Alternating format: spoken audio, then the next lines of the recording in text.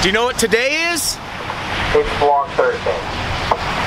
It's Vlog Thursday, and and Tom upgraded his car. Tom has a new toy. Tom has a new toy. I totally want one on my car. That should be today's price. I think they should come standard on cars. Absolutely. So the backstory is the horn broke in my car, which meant it wasn't horny anymore, which is just not good. No. So we decided I could fix the horn, but what fun would that be?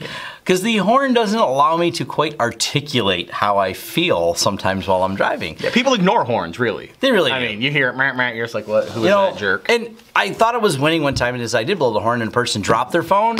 Instead, they didn't go. They dropped their phone when I blew the horn, and I'm like, they dropped their phone, and I'm like, crap. Now they're looking for their phone. I have accomplished nothing. I have got nothing done. You've made the situation worse. But the look on your face when you get on a microphone in a car and go, put down the phone, is a freak out. Because they think it's the cops, which is awesome. But I'm not impersonating an officer. I'm just saying. I'm just expressing my feeling that you should not be on your phone.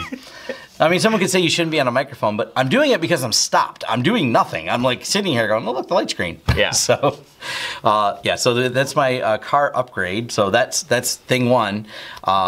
Thing two is I'm going to talk about a little hardware.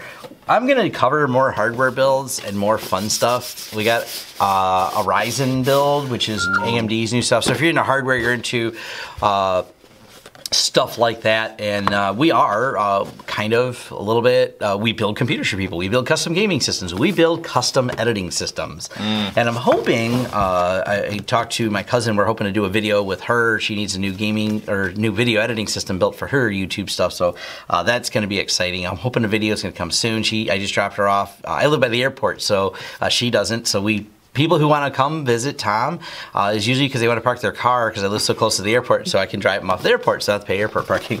So we got this. We got a cool liquid cooler. Oh, look at that. Yeah, exciting stuff. We're going to do a whole video on this and all the details. You're doing some serious processing for that bad boy. Serious CPU processing time. So we're getting a lot more into that. We're going to do some more build videos. That's the kind of thing that makes tech people horny. It's sexy. See what I did there? Yeah. It's sexy hardware, what can I say? What can I say? Anyways. Nothing to say. Nothing to say. We also have an art project that's almost done. I threw a sneak peek up on my Facebook page. I probably should post some of this stuff, more stuff to YouTube. I'm getting there. I don't know why. It's just one of those Facebook's easy.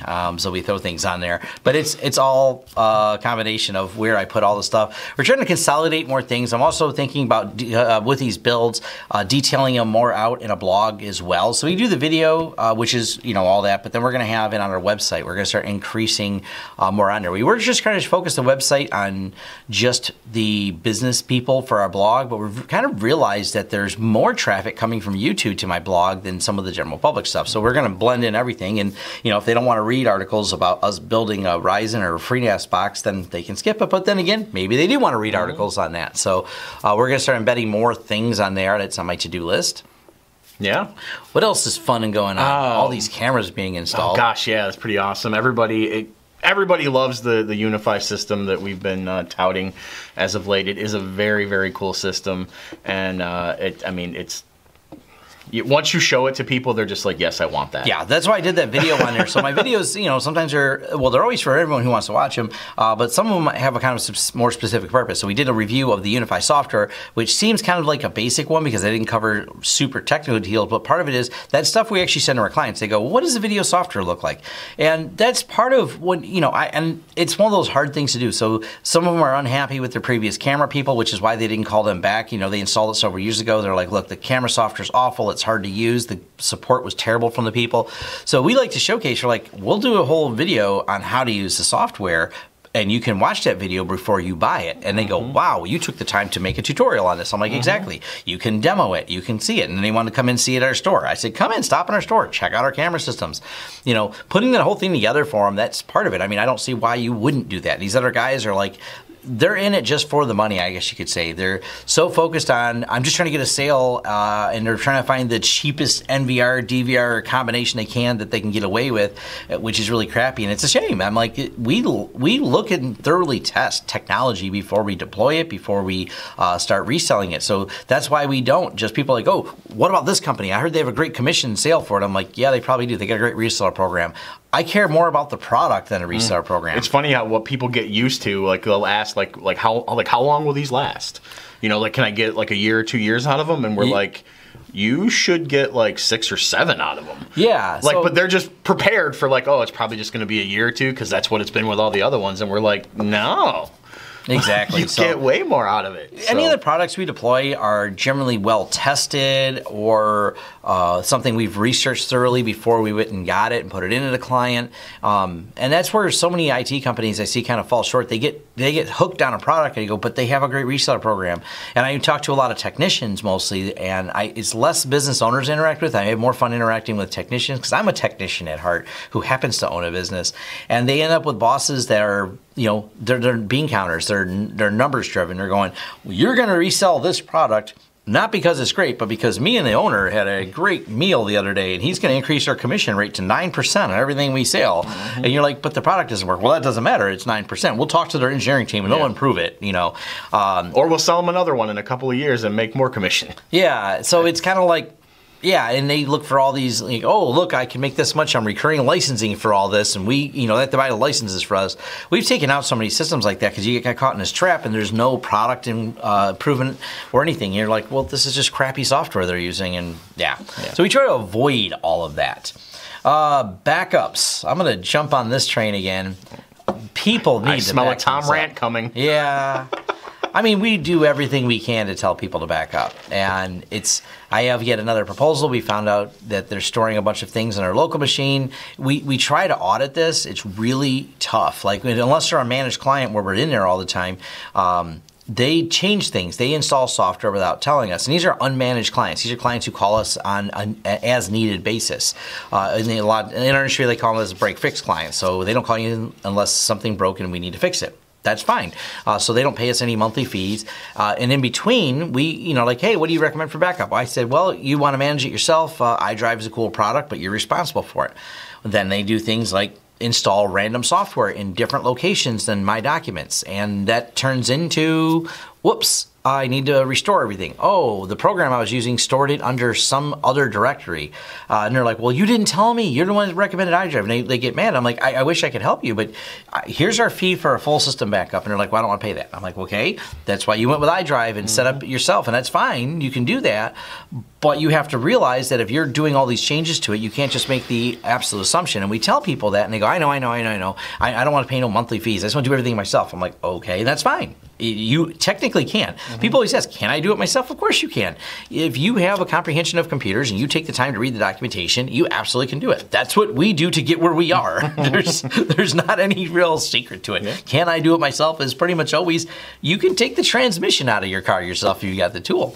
I don't have the right tools, so I take it over to my friend at Matt's Auto, and he'll take the transmission out of my car if need be. Because they've done it 1,000 times. Yeah, there's a reason you hire professionals for things. And I don't understand why so many companies kind of skimp when it comes to tech, especially the size of some of the companies. I'm like, I know what you guys must be spending. You have a fleet of vehicles. You have this or that. And you're going, man, I don't want to spend even more than $20 a month on backing up the critical infrastructure for my company. That's kind of my company has a budget of about $30 a month. I'm like, to back up we don't have that much stuff. And that's factually true in some of the manufacturing cases. They really don't have a lot of documents. They have a QuickBooks file and a few things, and they sell expensive parts. So there's not a ton of data. They don't have terabytes of data. They literally have 3 gigs, and which is great. They can do millions of dollars with 3 gigs worth of data. That's fine because it's manufacturing.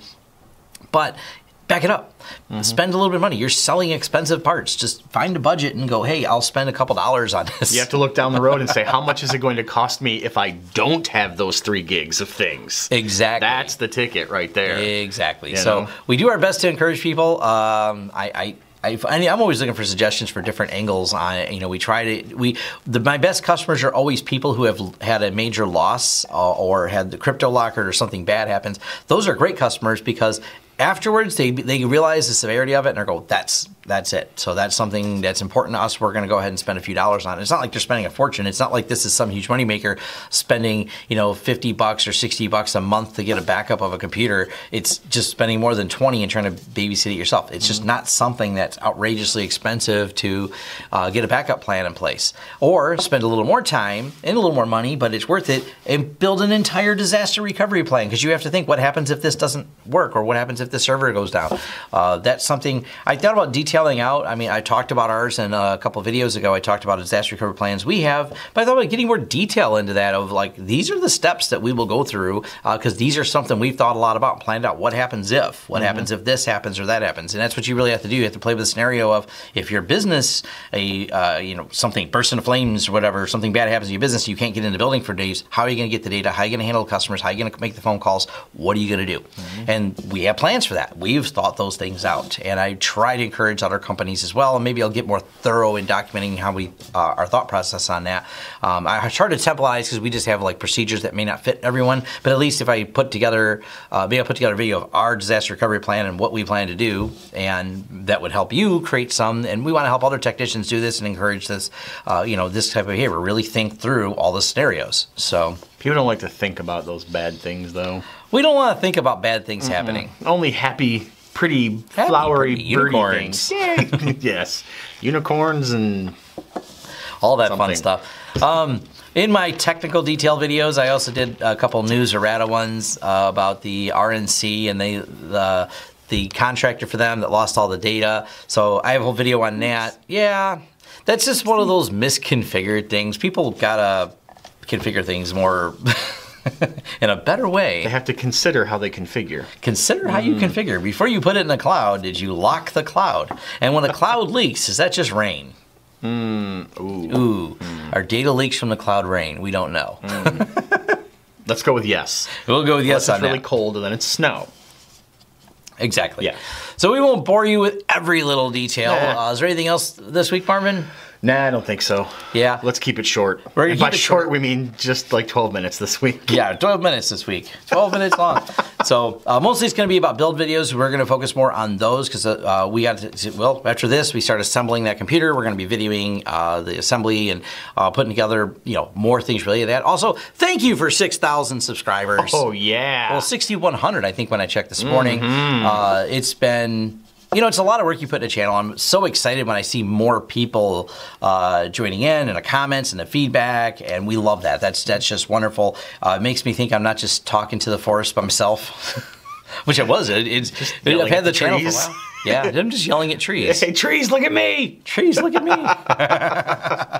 Oh, you know, we should let people know that you do not want to come to our parking lot, smoke your cigarettes, and throw the butts out the window. Yes, that did happen. We will return them to you. Yes, yes. And we will find you and return them to you. Maybe I should post that video on YouTube as well, as I posted it. And what we're doing is people decided they want to smoke in our parking lot because there's 2 different medical facilities across the street, and you can't smoke in parking lots in medical facilities in Michigan. There's a law, and you have to be so many feet away. Well, we are enough feet away that they come over here and smoke. I don't mind if they sit in the parking lot and smoke. That's fine. What's not fine is they flick the cigarette out the window. So we have been picking the cigarette butts up as we see them doing it, because we have windows in front of our place, and we hand them back to them and go, we think you dropped this. That's amusing.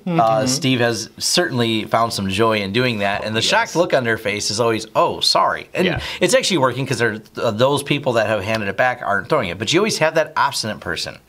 And one of these obstinate people decided they realized what we were waiting for. They had it right to the edge. Then they started the car. Then they started driving. And then they flicked it just before they drove out of the parking lot. But that didn't stop us from dropping it into an envelope saying, I think you dropped this, and walking across the street with it. There's our parking lot. And there's the nursing home. So it was a short walk across the street, and we still returned it. I think we may have gotten someone in trouble because we let the people know at the place. They said, why were we over there? And we let them know we're returning the cigarette butts that their staff have left over here in our parking lot. So That's our good deed for the day, returning lost property to its rightful owner and putting it in their car. Left it on the windshield. Yeah. We also make sure we let the managers, because they asked what we're doing, we let them know, returning your employees who drive across Street Park, they're throwing their cigarette butts in our parking lot. So we're not trying to really get anyone in trouble. We're just trying not to have the literal pile, I mean, not like one or two, piles of cigarette butts that we have to sweep up out of our parking lot. It gets a little bit ridiculous. You know what? Maybe we're going about this the wrong way. Maybe there is still an empty space a couple doors down in this plaza. Maybe we need to open some kind of medical facility there. Yeah. Then they can't smoke in our parking lot either because you can't smoke within so many feet of a medical facility. Yeah, so maybe I'll post that video as well. I did throw it on Facebook. Are dispensaries medical facilities? Well, you're getting those here in Michigan, so that's a whole other thing. Yeah, we'll open up but that's a dispensary that dispenses stuff you can smoke, so. Or eat. Or eat. I've heard. They've had edibles. Anyway. Just coffee. That's all it is. You notice it's not green. No. So thanks for watching Vlog Thursday. We kept it short today. I do have one more thing I'm going to pull in the video real quick. Oh. There's this. This has, let's count them. 1, 2, 3, 4, 5, 6. 1, 2, 3, 4. 6 times 4 is? 24. 24 drive storage array. 2 dozen. 2 dozen of these dropped off by a friend. So this is going to be a build that we're going to do for us. It's a used case, and we're excited about it, even though it's used, because it has all these drives. It has 1, 2, 3, 4 power supplies in it. So that also makes it equally exciting. But only 2 little fans. There's a lot of fans. There's more fans inside. But this might be another build video. Very thank you to Nick who dropped this off. I don't know if you want me to say his full name in here. I'll let him decide, because I know he's someone who watches this on YouTube. We love gifts. No, we sure do, especially cool gifts like this. If it's cool tech gifts, we're even more excited. So and it gets you mentioned on Vlog Thursday. It'll get you mentioned. And I don't know if Nick wants his full name, but we'll do, if he does, I got to reach out to him again. We will do a full video, and trust me, credit to Nick for hooking us up with this really awesome server case. No hard drives in it yet, but that's going to change. We will get this thing filled up with lots of drives. So thanks for watching Vlog Thursday, and have a great day. See ya.